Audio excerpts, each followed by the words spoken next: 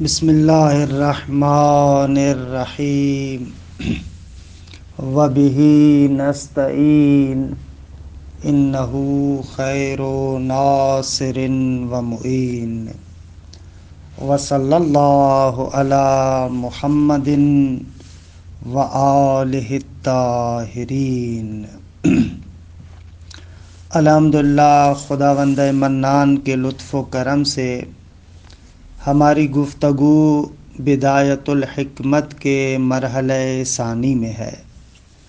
مرحلہ ثانی وجود ذہنی کے مباحث میں ہے، اور وجود ذہنی کے مباحث میں ہم لوگ تتمتن کے اندر اشکالات وجود ذہنی کو پڑھ رہے تھے۔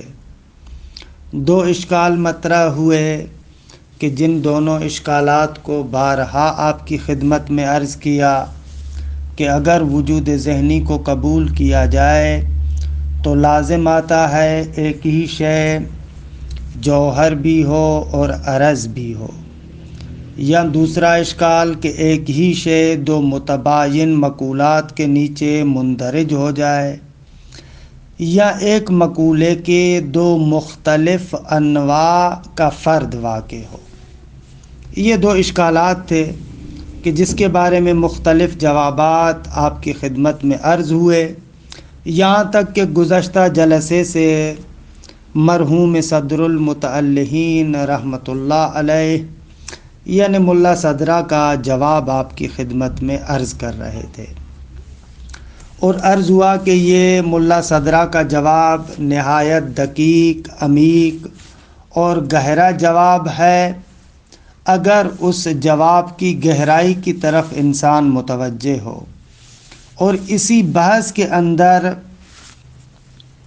دراصل وجود ذہنی کی حقیقت اور روح مباحث وجود ذہنی ہمارے ہاتھ میں آتے ہیں۔ اس ضمن میں کچھ مطالب گزشتہ جلسے میں عرض کیے تھے، آج انشاءاللہ ان کا تتمہ ذکر کر کے عبارت کی طرف چلتے ہیں۔ دیکھیں، ملا صدرہ رحمۃ اللہ علیہ جواب میں اس نقطے پر تمرکز کرتے ہیں کہ آغا ہمارے پاس ایک حمل اولی ہے اور ایک حمل شایع ثنائی ہے۔ اگر حمل اولی اور حمل شایع ثنائی کی تفکیک کو مان لیا جائے تو اشکالات کا جواب بالکل روشن ہو جاتا ہے۔ یہ جو حکماء کہتے ہیں کہ عیناً وہی ماہیت آپ کے ذہن میں آتی ہے، صورت ذہنیہ کی شکل میں وہ جو ماہیت آپ کے ذہن میں عیناً وہی ماہیت ہے حمل اولی کے اعتبار سے، اور حمل اولی کے اعتبار سے جب آپ کہتے ہیں یہ عیناً وہی ماہیت ہے، تو حمل اولی کے اعتبار سے جب آپ نے کہا کہ یہ وہی ماہیت ہے، تو اب یہ ماہیت اسی مقولے کے نیچے مندرج نہیں ہوگی، کیونکہ کسی بھی مقولے کے نیچے مندرج ہونے کا ملاک معیار حمل اولی نہیں ہے بلکہ حمل شایع ثنائی ہے، اور یہی صورت ذہنیہ حمل شایع کے اعتبار سے دیکھا جائے تو مقولہ کیف کے نیچے مندرج ہے، کیونکہ حمل شایع ثنائی موجب بنتا ہے اور یہ ملاک اور معیار ہے کہ ایک شے اس مقولے کے نیچے مندرج ہو جائے۔ یہ اصل جواب کا فنی بیان اور اجمالی جواب ہے۔ لہذا جو صورت ذہنیہ ہے وہ دو مقولات کے نیچے مندرج نہیں ہے، اسی ایک مقولے کے نیچے مندرج ہے کہ جس کو آپ کیف نفسانی کہتے ہیں، کیف کہتے ہیں، کیف کے نیچے مندرج ہے۔ یہ ملا صدرہ کا جواب تھا کہ اس جواب کو ہم نے اس طریقے سے توضیح دی کہ آغا آخر بالاخر اس حمل اولی اور حمل شایع ثنائی سے کیا مراد ہے، آپ کیا کہنا چاہتے ہیں؟ تو یہاں پر عرض کیا کہ آغا حمل اولی سے مراد یہ ہے کہ محمول موضوع کے ساتھ مفہوم کی حد تک ارتباط رکھتا ہے، یعنی محمول اور موضوع کا آپس میں رابطہ اور ارتباط مفہومی رابطہ اور ارتباط ہے، یعنی حمل اولی کے اعتبار سے موضوع محمول کا مصداق نہیں بنتا، فرد نہیں بنتا، اور ظاہر سی بات ہے کہ جب اس کا مصداق اور فرد نہیں بنتا تو قطعاً اس محمول والے مقولے کے نیچے یہ موضوع مندرج نہیں ہوگا۔ یہ تھا ہمارا حملے اولی میں مقصد کہ مفہومی ارتباط ہے۔ اور جو ہم کہہ رہے تھے کہ یہی صورت دوسرے اعتبار سے نفس کے اوصاف میں سے ایک وصف ہے، نفس کے عوارض میں سے ایک عارض ہے۔ خوب اس اعتبار سے ہم کہہ رہے تھے کہ یہ والا جنبہ اگر آپ دیکھیں تو اس جنبے کے اعتبار سے وجود ذہنی نہیں ہے، بلکہ اس جنبے کے اعتبار سے یہ خارج کے مراتب میں سے ایک مرتبہ ہے، نفس انسانی کے عوارض میں سے ایک عارض ہے، اور اس اعتبار سے مقولہ کیف کے نیچے مندرج ہے۔ یہ ہماری باتوں کا خلاصہ تھا جو گزشتہ جلسے میں آپ کی خدمت میں عرض کی۔ اب آتے ہیں ان باتوں کو میں تھوڑا سا دستے بندی کر کے ترتیب کے ساتھ ایک مرتبہ آپ کی خدمت میں عرض کرتا ہوں۔ آغا یہ جو صورت ذہنیہ آپ کے ذہن میں آتی ہے، اس کے اندر ہم نے کہا کہ دو جنبے اور دو حیثیتیں ہیں، ایک حیثیت مفہومی اور ایک حیثیت مصداقی۔ مفہومی حیثیت یعنی یہ جو صورت ذہنیہ آپ کے ذہن میں ہے کاملاً خارج سے حکایت کر رہی ہے، یعنی حیثیت مفہومی کے لحاظ سے یہ ایک حکایت ہے، ایک مرآت ہے، ایک آئینہ ہے جو آپ کو خارج دکھا رہا ہے۔ درست ہے؟ یہ حیثیت مفہومی یا حیثیت حکائی کہ علامہ طباطبائی عبارت میں اس کو کہیں گے حیثیت مقیس، قیاس والی حیثیت، نسبت دینے والی حیثیت۔ حالانکہ حیثیت قیاسی یعنی وہی حیثیت حکائی، یہ ایک جنبہ ہے کہ اس جنبے کو وجود ذہنی کہتے ہیں، دقت کریں۔ اور دوسرا جنبہ اس صورت ذہنی کا یہ جنبہ ہے کہ یہ نفس کے عوارض میں سے ایک عارض ہے۔ اب یہاں پر آپ اس حیثیت حکائی کو مد نظر نہیں رکھتے، بلکہ بذات خود اس صورت کو دیکھتے ہیں اور اس کا جو نفس کے ساتھ ارتباط ہے اور رابطہ ہے اس کو مد نظر رکھتے ہیں، اور اس اعتبار سے یہ وجود ذہنی نہیں ہے۔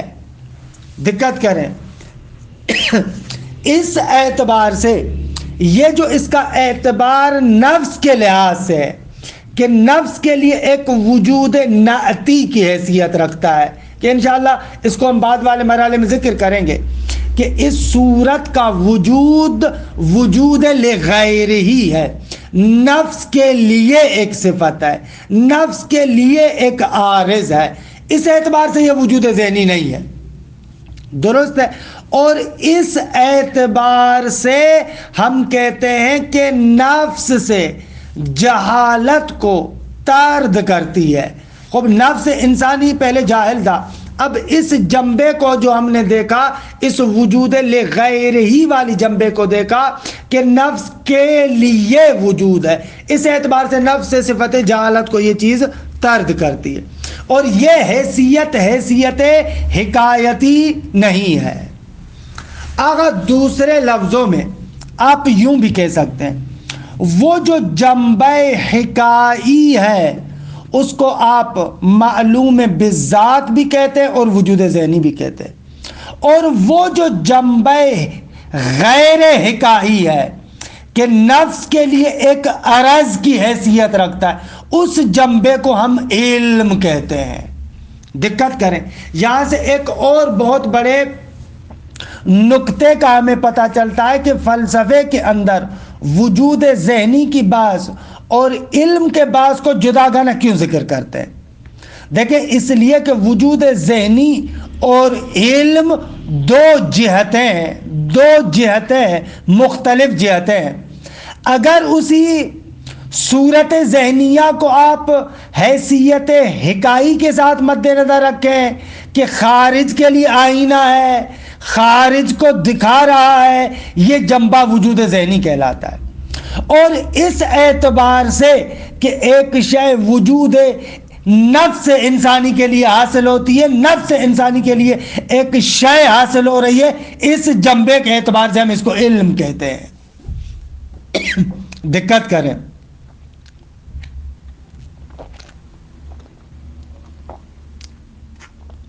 اچھا آپ کے ذہن میں ممکن ہے یہ سوال اٹھے کہ بھائی اگر علم وہ جنبہ غیر حکائی ہے تو آپ اس کو علم کیسے کہہ رہے ہیں؟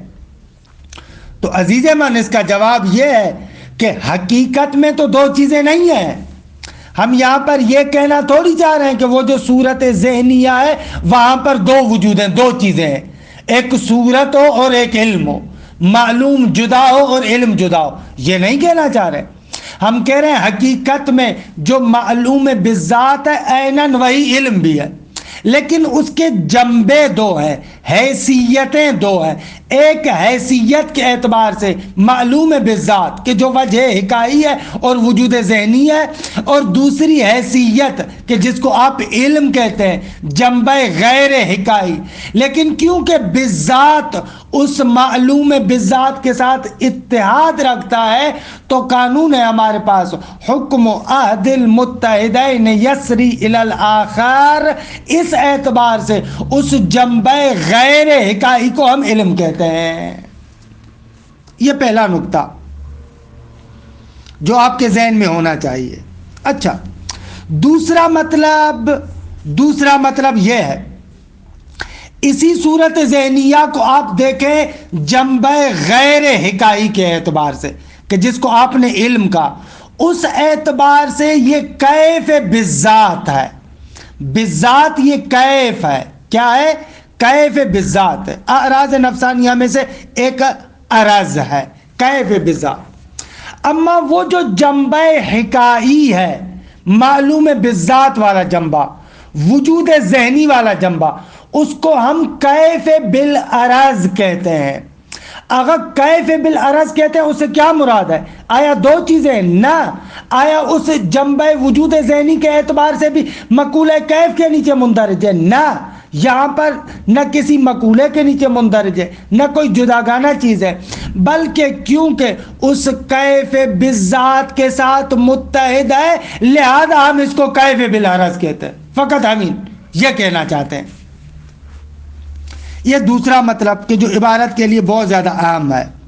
اور تیسرا مطلب جو یہیں سے سمجھ میں آیا، یہ جو وجود کو آپ تقسیم کرتے ہیں وجود خارجی اور وجود ذہنی کے طرف، یہ اس جنبہ حکائی کو مد نظر رکھتے ہوئے، اس جنبہ حکایتی کو، مفہومی کو، صورت مرآتی کو کہ عیناً خارج کے لیے مرآت ہے، اس کو مد نظر رکھتے ہوئے ہم وجود کے لیے کہتے ہیں وجود خارجی اور وجود ذہنی۔ یہ نقطہ ذہن میں رکھے، یعنی ایسے نہیں ہے کہ حقیقت میں ہمارے پاس واقعاً دو وجود ہیں، ایک وجود جداگانہ خارج میں اور ایک وجود جداگانہ ذہن میں، نہ، یہ نہیں کہنا چاہ رہے۔ ہم کہہ رہے ہیں کہ وہی ماہیت ہے، ایک ماہیت مرسل کو آپ مد نظر رکھیں، آزاد ماہیت کو مد نظر رکھیں، ایک مرتبہ اس کا وجود وجود مصداقی ہے اور ایک مرتبہ اسی ماہیت کا وجود وجود مفہومی ہے۔ وجود مفہومی ہے یعنی کیا؟ یعنی جدا وجود ہے؟ نہ، یعنی اسی وجود مصداقی کی حکایت، اسی وجود مصداقی کی صورت، اسی وجود مصداقی کے لیے آئینہ۔ یہ تیسرا مطلب۔ چوتھا مطلب جو یہاں پر توجہ کرنی چاہیے وہ یہ ہے کہ وجود ذہنی جب ہم کہتے ہیں نا تو ظاہر سی بات ہے کہ ماہیت کے لیے ہم وہاں پر کاملاً جنبہ حکائی مد نظر رکھتے ہیں، خارج سے حکایت کرنا، یعنی کلاً اس کا ایک مفہومی وجود ہمارے پاس ہے، درست ہے؟ وہ مفہومی وجود جو کلاً اس کا کام فقط یہ ہے کہ اس وجود خارجی کو آپ کے لیے دکھائے، درست ہے؟ اس کے علاوہ اور کچھ بھی نہیں ہے، فقط اس خارج کو دکھانا۔ یہ ماہیت کا وجود مفہومی حکائی وہ ذاتاً اور حقیقتاً وجود انسان نہیں ہے، لیکن اسی وجود انسان کی کاملاً حکایت ہے، کاملاً اس کی صورت ہے، کاملاً اس کا آئینہ ہے۔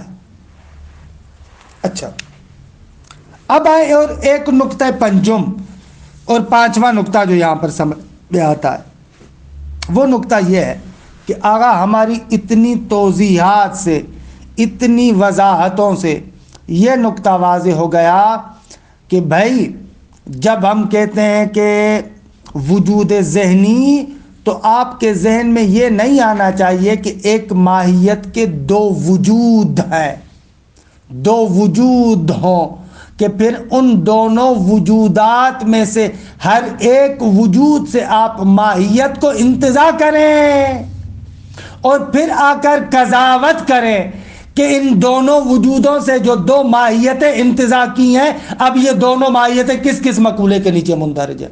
نہ، بالکل بالکل ایسے نہیں ہے، یہ نہیں کہنا چاہ رہے۔ عام طور پر جو وجود ذہنی میں مستشکل ہے اور اشکال کرنے والا ہے، وہ ایسے سمجھتا ہے۔ ہم وجود ذہنی کے باعث میں آ کر گویا کہ ایسے کہتے ہیں کہ ماہیت کے دو وجود ہیں، ایک وجود خارجی اور ایک وجود ذہنی، پھر ان دونوں وجودوں سے علیحدہ علیحدہ ماہیات کو انتزاع کرتے ہیں اور پھر سوال کرتے ہیں کہ بابا یہ دونوں ماہیات آیا ایک مقولے کے نیچے مندرج ہیں یا دوسرے مقولے کے نیچے مندرج ہیں۔ نہ، ایسے ہم نہیں کہنا چاہتے، لیکن مستشکل ایسے سمجھتا ہے۔ ہم یہ کہنا چاہتے ہیں کہ بھائی وجود ایک ہے جس کو آپ مصداق کہتے ہیں، جس کو آپ فرد کہتے ہیں، اور وہی مصداق اور وہی فرد ایک مقولے کے نیچے مندرج ہے، اور کسی مقولے کے نیچے مندرج ہونے کا ملاک معیار وہی ہے، اس کا مصداق ہونا، اس کا فرد ہونا۔ دوسرا جو مرحلہ ہے نا وجود ذہنی کا، اس میں ہم کہتے ہیں یہ جو دوسرا مرحلہ ہے یہ فقط اسی وجود خارجی کے لیے آئینہ ہے، صورت ہے، حکایت ہے، اس کو دکھا رہا ہے۔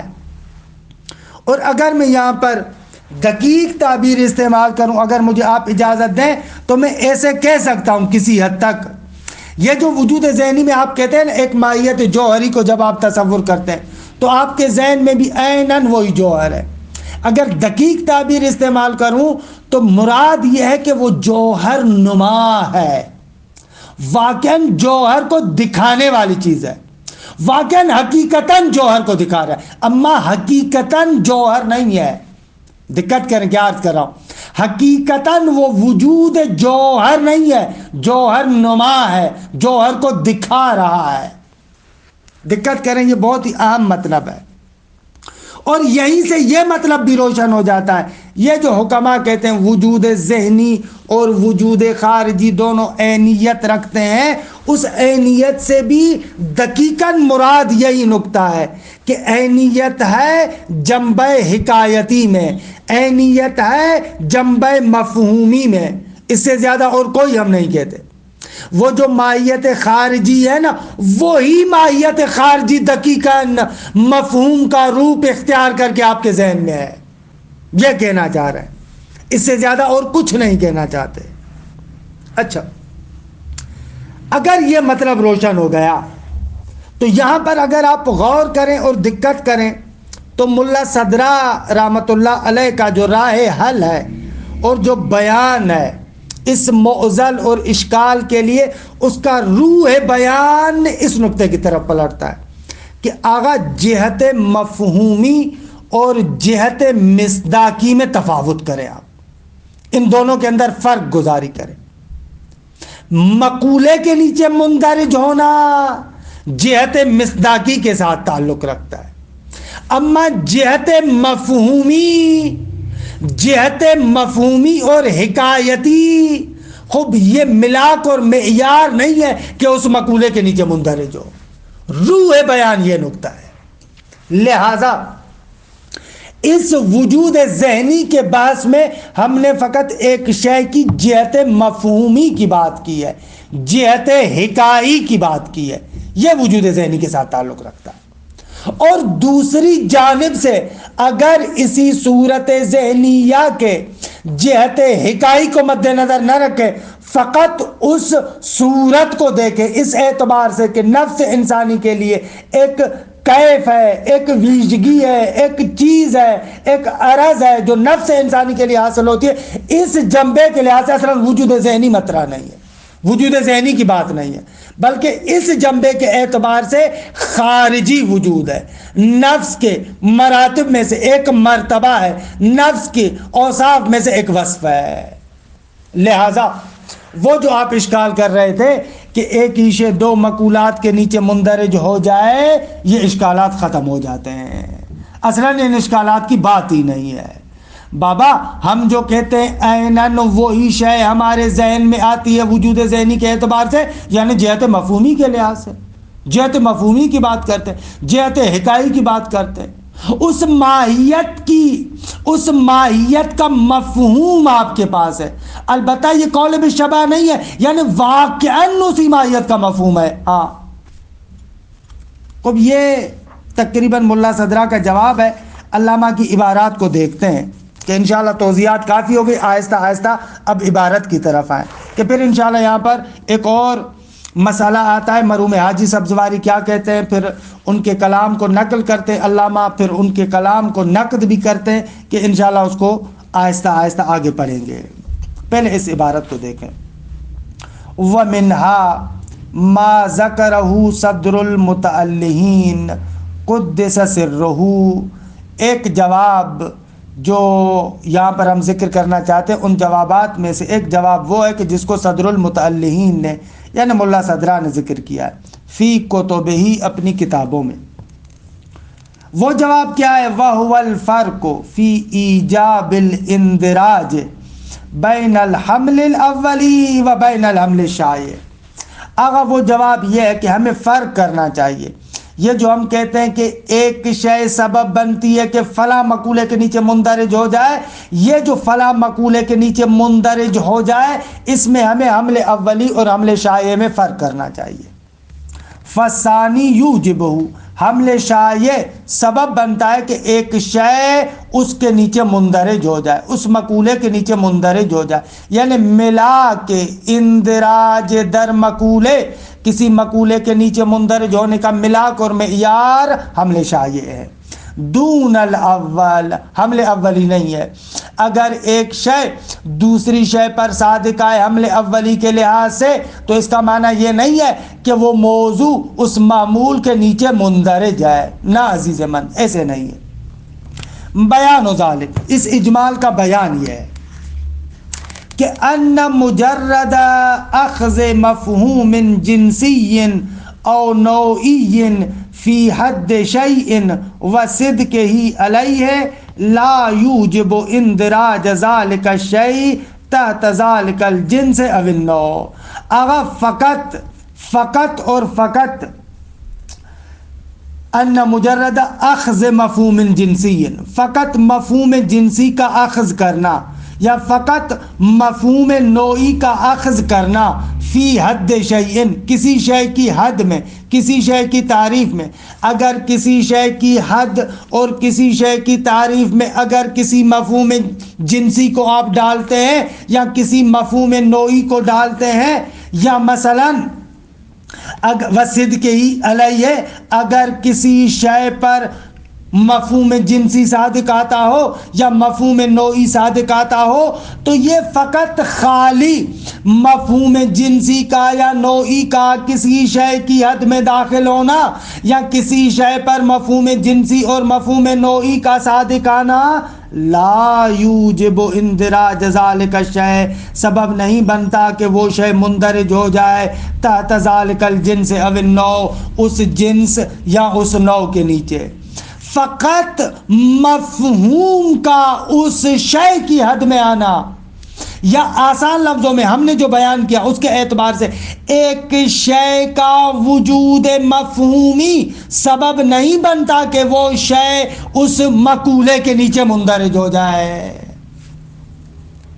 بل یتوقف الاندراج تحتہ علی ترتب آثار ذالک الجنس او النوع الخارجیت علی ذالک الشیء، بلکہ اندراج اس شے کے نیچے یا اس جنس یا نوع کے نیچے متوقف ہے اس بات پر کہ اس جنس کے آثار یا اس نوع کے آثار اس شے پر مترتب ہو، اس جنس کے یا اس نوع کے آثار خارجیہ اس شے پر مترتب ہو۔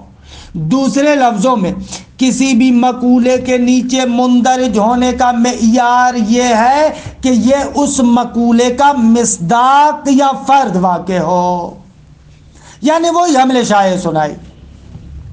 فمجرد اخذ الجوہر والجسم مثلا فی حد الانسان، فقط جوہر یا جسم کو حد انسان میں اخذ کرنا ہے سو یقال کہ یوں کہا جائے کہ الانسان جوہر جسم نام حساس متحرک بالارادۃ ناطق. یہ انسان کی تعریف ہے نا، انسان کیا ہے؟ جوہر ہے، جسم بھی نامی ہے، حساس ہے اور متحرک بالارادہ ہے اور ناطق ہے.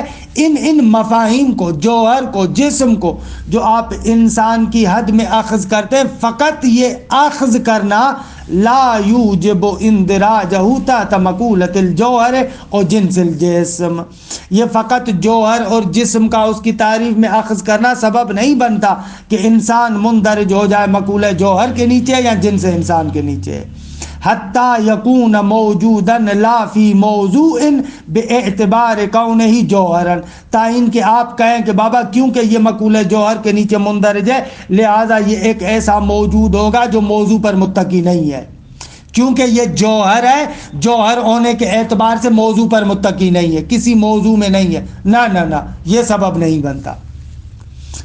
وَيَكُونُ بِحَيْثُ يَصِحُّ أَن يُفْرَضَ فِيهِ الْأَبْعَادُ الثَّلَاثَةُ بِاعْتِبَارِ كَوْنِهِ جِسْمًا، اور فقط یعنی اس جسم کو اگر آپ اس کی تعریف میں اخذ کر دیں تو یہ ایسے ہو جائے کہ ممکن ہو جائے اس انسان کے اندر ابعاد ثلاثہ کا فرض کرنا، کہ جسم یہی ہے نا، جسم یعنی جس میں ابعاد ثلاثہ کو آپ فرض کر سکتے ہیں.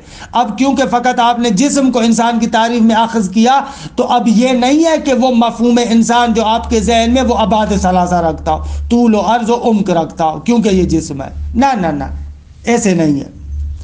خوب ایک اور مثال علامہ دے رہے ہیں کہ ظاہراً اس کی ضرورت نہیں تھی، انسان کو جب ذکر کیا تو اب کم اور کیف کی ضرورت نہیں تھی. حالانکہ یہ اس صورت میں تھا کہ جب آپ انسان کو تصور کریں.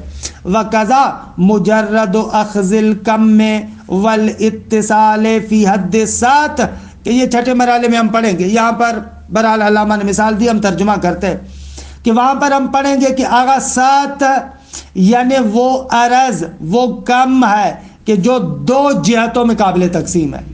وہاں پر ہم انشاءاللہ مقولات نوگانہ 9 مقولوں کو عرض کریں گے، ان میں ایک کم ہے. پھر کم کو وہاں پر تقسیم کریں گے کہ کم یا متصل ہے یا منفصل ہے. پھر وہاں پر آئیں گے کم میں متصل کو تقسیم کریں گے کہ کم میں متصل یا قار ہے یا غیر قار ہے. اور پھر کہیں گے کہ جو کم میں متصل قار ہے وہ تقسیم ہوتی ہے 3 قسموں کی طرف، کیونکہ یہاں وہ فقط ایک جہت میں قابل تقسیم ہے کہ اس کو خط کہتے ہیں، یا 2 جہتوں میں قابل تقسیم ہے کہ اس کو سطح کہتے ہیں، یا 3 جہتوں میں قابل تقسیم ہے کہ اس کو حجم یا جسم تعلیمی کہتے ہیں. کہ انشاءاللہ یہ مباحث آئیں گے، آئندہ مباحث میں آئیں گے. علامہ یہاں پر مثال دے رہے ہیں لہذا ہم بھی اس کو اسی حد تک بیان کریں، اس سے زیادہ توضیح نہیں دے رہے. اس کی بقایا تفصیلات توضیحات انشاءاللہ چھٹے مرحلے میں آئیں گی، ان کو ہم یہاں پر ذکر نہیں کریں، فقط مثال کی حد تک. وَقَذَا مُجَرَّدُ أَخْذِ الْكَمِّ وَالْاِتِّصَالِ فِي حَدِّ السَّطْحِ، فقط خالی کم کو یا متصل ہونے کو سطح کی حد اور تعریف میں اخذ کرنا ہے سو یقال کہ یوں کہا جائے السطح کم متصل قار منقسم فی جہتین. آغا سطح اس کم کو کہتے ہیں جو کم بھی ہے اور کم بھی متصل ہے، اور متصل میں بھی کم میں متصل قار ہے اور 2 جہتوں میں قابل تقسیم ہے، لمبائی اور چوڑائی میں. فقط کم اور متصل ہونے کو سطح کی تعریف میں اخذ کرنا لا یوجب، سبب نہیں بنتا اندراجہ کہ یہ سطح مندرج ہو جائے تحت الکم والمتصل، کہ یہ مندرج ہو جائے کم اور متصل کے نیچے. نہ کم کے نیچے مندرج ہو جائے یا مثلا آپ اس کو کہیں کہ یہ متصل ہے، نہ عزیز من.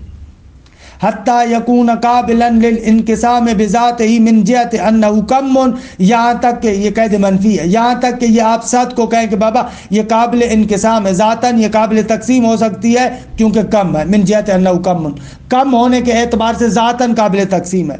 ومشتملا علی الفصل المشترک من جہت انہ متصل، کہ بہرحال یہ کم میں متصل اور منفصل کی تعریف میں ہم وہاں پر ذکر کریں گے کہ یہ اس اعتبار سے کہ کم میں متصل ہے، ہم اس کے اندر ایک فصل مشترک کو فرض کر سکتے ہیں، ایک طرف کے لیے نقطہ آغاز اور دوسرے طرف کے لیے نقطہ انتہا ہو. حالا اس کو انشاءاللہ ہم بعد میں ذکر کریں گے، ان توضیحات کو یہاں پر نہیں دینا چاہتا. وہاں کذا اور اسی طریقے سے بات صرف یہ ہے کہ ایک شے کی تعریف کے اندر اگر آپ کسی جنس اور نوع کے مفہوم کو اگر اخذ کریں تو یہ مقصد نہیں ہے کہ وہ شے اس جنس یا اس نوع کے نیچے مندرج ہے. ولو کان مجرد صدق مفہوم علی شیء موجبا للاندراج لکان کل مفہوم کلی فردا لنفسہ. کہ اس کے لیے پھر دلیل بھی دے رہے ہیں، کہہ رہے ہیں کہ آغا فقط ایک شے پر اگر کسی ایک مفہوم کا صادق آنا ہی سبب بنتا ہو کہ یہ شے اس کے نیچے مندرج ہے تو پھر لازم آئے گا کہ مفہوم کلی خود اپنا مصداق بن جائے. مثلا الانسان و انسان، اس مفہوم کلی انسان پر مفہوم کلی انسان صدق کرتا ہے. اب اس کا مقصد یہ کہ مفہوم انسان خود مفہوم انسان کا فرد ہے. خب ایسے تو نہیں کہتے آپ. ولو کان مجرد صدق مفہوم علی شیء موجبا للاندراج، اگر فقط ایک مفہوم کا صادق آنا کسی شے پر سبب بنتا ہو اندراج کا کہ یہ شے اس شے کے نیچے مندرج ہو جائے تو لکان کل مفہوم کلی فردا لنفسہ، تو پھر ہو جاتا ہر مفہوم کلی خود اپنا فرد. اگر انسان پر انسان صدق کرتا ہے، کیوں بھائی؟ اس لیے کہ لصدق ہی بالحمل الاولی علی نفسہ، کیونکہ ہر مفہوم حمل اولی کے اعتبار سے خود اپنے اوپر صدق کرتا ہے. الانسان الانسان کہتے ہیں آپ، الانسان انسان کہتے ہیں آپ.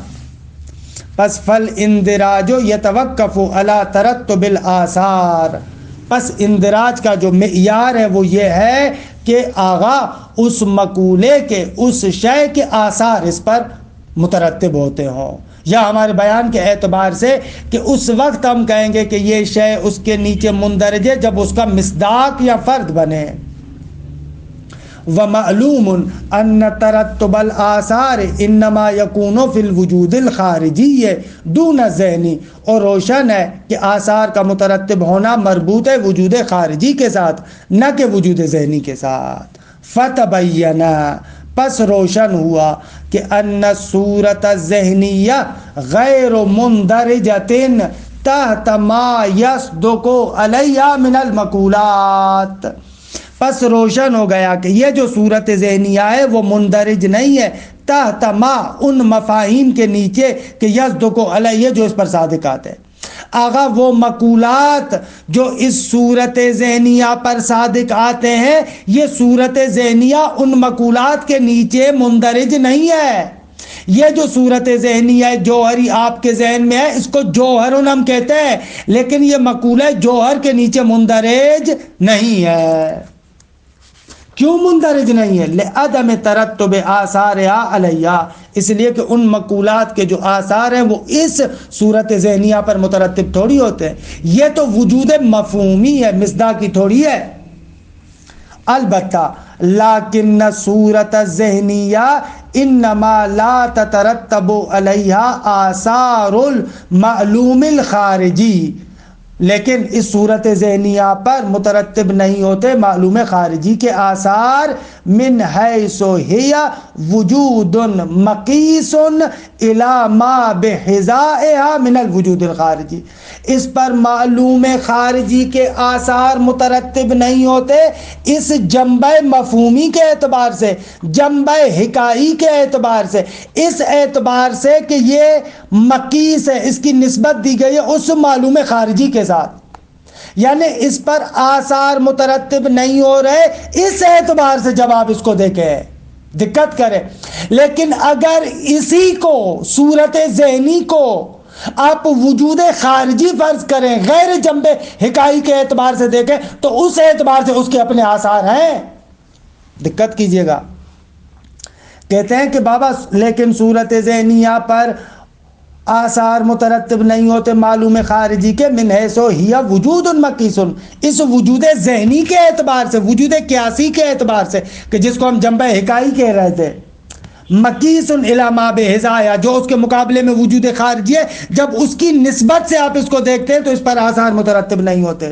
لیکن وَأَمَّا مِنْ حَيْثُ إِنَّهَا حَاصِلَةٌ لِلنَّفْسِ حَالًا أَوْ مَلَكَةً کہ تَطْرُدُ عَنْهَا الْجَهْلَ، اما اسی صورت ذہنیہ کو اس اعتبار سے دیکھیں، یعنی وہ جنبہ غیر حکائی، اس اعتبار سے کہ یہ نفس کے لیے حاصل ہے، حالا نفس کے لیے حاصل ہے حالاً او ملکتاً، حال کی شکل میں یا ملکے کی شکل میں۔ اگر وہ صورت اس نفس کے اندر راسخ نہیں ہے تو حال ہے، اگر وہ صورت اس نفس کے اندر راسخ ہے تو اس کو ملکہ کہیں گے۔ لیکن اس اعتبار سے کہ یہ نفس کے لیے حال یا ملکے کی شکل میں حاصل ہے، تطرد عنہا الجہل، اور اس سے نفس انسانی سے جہالت کو دور کرتی ہے، فہو وجود خارجی، اس اعتبار سے اصلاً یہ وجود ذہنی نہیں ہے بلکہ وجود خارجی ہے۔ موجود للنفس، نفس کے لیے وجود رکھتی ہے، نائت لہا، نفس کے لیے وجود لغیر ہی ہے، اس کو نعت دہندہ ہے، اس کے لیے ایک صفت کو ثابت کر رہی ہے۔ یصدق علیہ، لیکن اما من حیث انہا حاصلۃ للنفس یصدق علیہ حد الکیف، اس پر کیف کی تعریف صادق آتی ہے بالحمل شایع، یعنی یہ کیف کا مصداق ہے، کیف کا فرد ہے، لہذا مقولہ کیف کے نیچے مندرج ہے۔ وَهُوَ أَنَّهُ أَرَضٌ لَا يَقْبِلُ قِسْمَةً وَلَا نِسْبَةً لِذَاتِهِ، آغا کیف ہے یعنی کیا؟ یعنی ایک ایسی عرض ہے کہ جو ذاتاً نہ قسمت کو قبول کرتی ہے نہ نسبت کو قبول کرتی ہے۔ انشاءاللہ چھٹے مرحلے میں ہم کیف کی وضاحت کریں گے کہ کیف کی تعریف یہ ہے کہ کیف اس مقولے کو کہتے ہیں کہ جس میں ذاتاً نسبت نہیں ہوتی، کہ اس سے 7 مقولات نکل جاتے ہیں جن کو مقولات نسبی کہتے ہیں، اور قسمت کو بھی قبول نہیں کرتی، اس سے مقولہ کم نکل جاتا ہے۔ کیا تفصیلات اس کی آئیں گی بعد میں۔ وَهُوَ أَنَّهُ أَرَضٌ لَا يَقْبِلُ قِسْمَةً وَلَا نِسْبَةً لِذَاتِهِ فَهُوَ مُنْدَرِجٌ بِالذَّاتِ تحت مقولۃ الکیف، اس اعتبار سے یہ صورت بالذات مقولہ کیف کے نیچے مندرج ہے۔ وَإِن لَمْ يَكُنْ مِنْ جِهَةِ كَوْنِهِ وُجُودًا ذَهْنِيًّا مَقِيسًا إِلَى الْخَارِجِ دَاخِلًا تحت شَيْءٍ مِنَ الْمَقُولَاتِ، لیکن یہی صورت ذہنیہ اس اعتبار سے کہ وجود ذہنی ہے اور اس کی نسبت دی گئی ہے خارج کی طرف، اس اعتبار سے اصلاً کسی مقولے کے نیچے داخل نہیں ہے، لِعَدَمِ تَرَتُّبِ الْآثَارِ، کہ اس پر آثار مترتب نہیں ہو رہے کیونکہ یہ وجود مفہومی ہے، وجود مصداقی نہیں ہے۔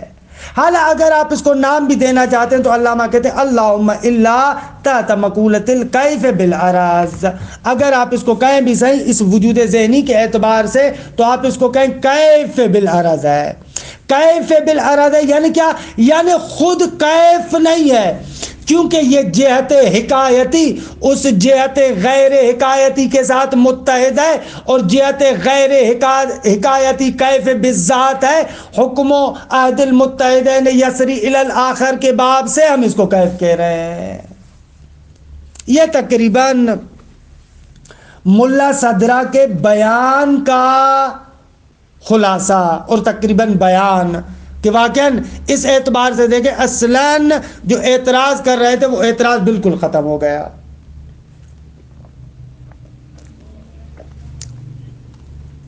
یہاں سے مرحوم علامہ کہ جو ہم آئندہ جلسے میں ذکر کریں گے، ملا صدرہ کے اس جواب پر مرحوم حاجی سبزواری، ملا حاجی سبزواری نے اشکال کیا ہے۔